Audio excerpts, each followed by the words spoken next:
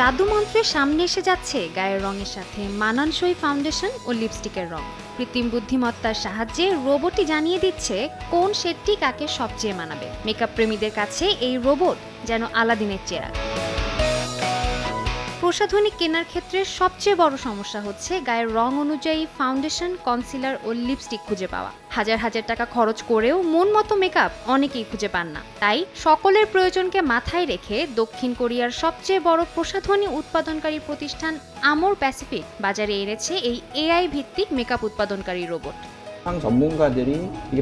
আমরা গভীর অনুসন্ধান ও প্রযুক্তির সাহায্য নিয়ে ত্বকের সমস্যা অনুযায়ী সমাধান খুঁজে বের করার চেষ্টা করেছি, যা ক্লিনিক্যাল এক্সপার্টরা ব্যবহার করেন। এরই ধারাবাহিকতায় আমরা এআই ভিত্তিক রোবটটি তৈরি করতে সক্ষম হয়েছি।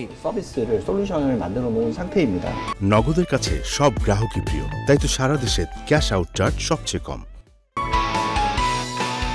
হাতে গোনা কয়েকটি গদবাঁধা রং নয়, 205টি শেডের ফাউন্ডেশন এবং 366টি শেডের লিপস্টিক বাজারে এনেছে প্রতিষ্ঠানটি। ক্রেতারাও ভিড় করছেন নিজের ত্বক যাচাই করে পণ্য কিনতে।